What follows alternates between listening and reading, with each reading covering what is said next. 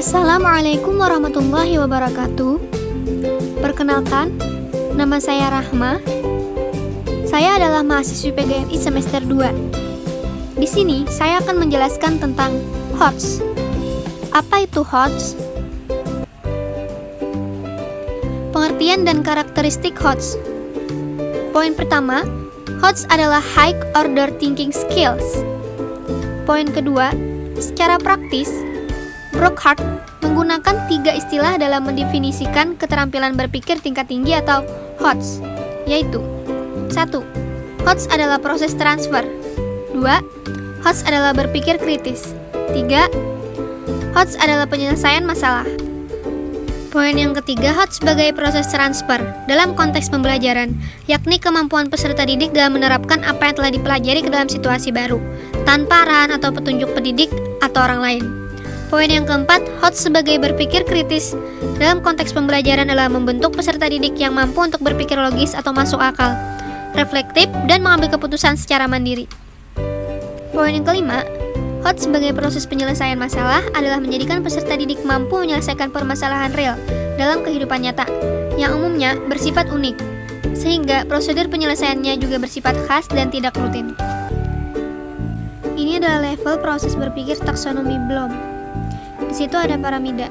C1 yaitu mengingat atau remembering, C2 yaitu memahami atau understanding, C3 menerapkan atau applying, C4 yaitu menganalisis atau analyzing, C5 yaitu mengevaluasi atau evaluating, C6 yaitu mengkreasi atau creating. Jadi kita itu yang pertama itu adalah tingkatannya mengingat, memahami, menerapkan, menganalisis, mengevaluasi, kemudian kita bisa menciptakan. Ini adalah soal yang termasuk higher order thinking, mengukur kemampuan. Yang pertama, transfer satu konsep ke konsep lainnya. Yang kedua, memproses dan menerapkan informasi. Yang ketiga, mencari kaitan dari berbagai informasi yang berbeda-beda. Yang keempat, menggunakan informasi untuk menyelesaikan permasalahan. Yang kelima, menelah ide dan informasi secara kritis. Ini adalah bentuk soal HOTS. Yang pertama adalah pilihan ganda, yang kedua menjodohkan, yang ketiga isian singkat, yang keempat uraian, yang kelima unjuk kerja, yang keenam atau yang terakhir adalah portofolio. Soal HOTS berisi sebagai berikut.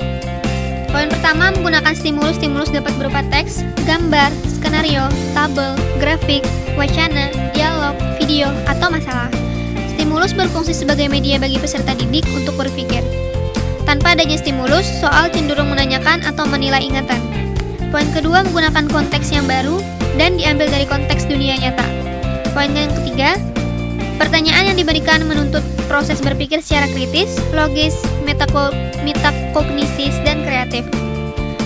Yang terakhir, tetap berlaku kaidah penulisan pilihan ganda atau isian. Ini adalah isi soal harus kontelektual. Poin pertama, sesuai dengan kehidupan nyata sehari-hari, memiliki ruang lingkup yakni personal, sosial, nasional, dan global seperti kesehatan, pendidikan, sumber daya alam, pekerjaan, lingkungan hidup, dan lainnya. Ini adalah 5 karakteristik asesmen kontekstual yang disingkat REACT. Relating, asesmen terkait langsung dengan konteks pengalaman kehidupan nyata. Experiencing, asesmen yang dinyatakan kepada penggalian atau exploration, penemuan, discovery, dan penciptaan atau creation. Kemudian applying, asesmen yang menuntut kemampuan peserta didik untuk menerapkan ilmu pengetahuan yang diperboleh di dalam kelas untuk menyelesaikan masalah-masalah nyata. Kemudian, communicating, asesmen yang menuntut kemampuan peserta didik untuk mampu mengkomunikasikan kesimpulan model pada kesimpulan konteks masalah. Yang terakhir adalah transferring, asesmen yang menuntut kemampuan peserta didik untuk mentransformasi konsep-konsep pengetahuan dalam kelas ke dalam situasi atau konteks baru. Ini adalah 3 level kognitif, yakni level 1, pengetahuan dan pemahaman, yaitu mengukur kemampuan untuk mengingat dan memahami pengetahuan yang telah dipelajari. Level 2 yaitu adalah aplikasi. Aplikasi adalah mengukur kemampuan menerapkan pengetahuan dalam konteks atau situasi yang familiar atau rutin. Level 3 adalah penalaran. Penalaran yaitu mengukur kemampuan berpikir tingkat tinggi yang tidak hanya sekedar mengingat dan memahami. Proses berpikir yang termasuk dalam label ini seperti menganalisis, mengevaluasi, mengkreasi, berpikir logis, berpikir kritis, berpikir kreatif, menyelesaikan masalah pada konteks baru atau non-rutin. Ini adalah karakteristik soal level kognitif. Level kognitif yang pertama yaitu pengetahuan dan pemahaman. Karakteristik soalnya mengukur pengetahuan faktual, konsep, dan prosedural. Level kognitif yang kedua yaitu aplikasi. Karakteristik soalnya ada dua. Yang pertama menggunakan pengetahuan faktual, konsep, dan prosedural tertentu pada konsep lain dan mata pelajaran yang sama atau mata pelajaran lainnya. Karakteristik soal level kognitif aplikasi yang kedua menggunakan pengetahuan faktual, konsep, dan prosedural tertentu untuk menyelesaikan masalah kontekstual atau situasi lain. Yang ketiga yaitu adalah penalaran. Karakteristiknya ada tiga.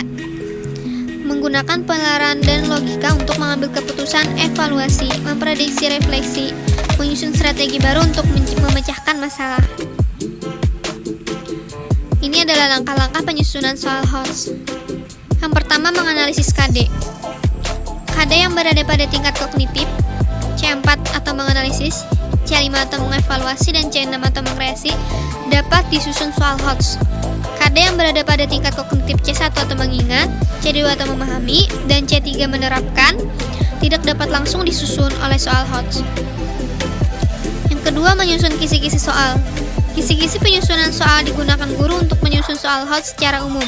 Kisi-kisi tersebut memandu guru dalam memilih KD yang dapat dibuat soal HOTS, menentukan lingkup materi dan materi yang terkait dengan KD yang akan diuji, merumuskan indikator soal, menentukan nomor soal, menentukan level kognitif L1 untuk tingkat kognitif C1 dan C2, L2 untuk tingkat C3 dan L3 untuk tingkat kognitif C4, C5, dan C6. Dan yang terakhir menentukan bentuk soal yang digunakan. Ini adalah poin yang ketiga dalam langkah-langkah penyusunan soal HOTS, yaitu memilih stimulus yang tepat dan kontekstual. Stimulus yang digunakan harus tepat, artinya mendorong peserta didik untuk mencermati soal. Stimulus yang tepat umumnya baru dan belum pernah dibaca oleh peserta didik. Stimulus kontekstual dimaksudkan stimulus yang sesuai dengan kenyataan dalam kehidupan sehari-hari. Menarik, mendorong peserta didik untuk membaca. 4. Menulis butir pertanyaan sesuai dengan kisi-kisi soal. Butir-butir pertanyaan ditulis sesuai dengan kaidah penulisan butir soal HOTS. Kaidah penulisan butir soal HOTS agak berbeda dengan kaidah penulisan butir soal pada umumnya. Perbedaannya terletak pada aspek materi, sedangkan pada aspek konstruksi dan bahasa relatif sama. Setiap butir soal ditulis pada kartu soal sesuai format terlampir. Yang kelima, membuat pedoman penskoran atau rubik atau kunci jawaban. Setiap butir soal HOTS yang ditulis hendak dilengkapi dengan pedoman penskoran atau kunci jawaban. Pedoman penskoran dibentuk soal uraian, sedangkan kunci jawaban dibuat untuk bentuk soal pilihan ganda. Pilihan ganda yang kompleks, benar atau salah, ya atau tidak, dan isian singkat. Ini adalah contoh kisi-kisi dan kartu soal HOTS. Kalian bisa lihat sendiri kisi-kisinya begini dan kartu soalnya begini. Di situ dicontohkan kisi-kisi soalnya mata pelajaran bahasa Indonesia. Kartu soalnya. Oke, sekian presentasi dari saya. Semoga kalian semua bisa memahami penjelasan dari saya. Terima kasih atas perhatiannya. Semoga ini semua bisa bermanfaat untuk kita. Saya pamit undur diri. Wabillahi taufik wal hidayah. Wassalamualaikum warahmatullahi wabarakatuh.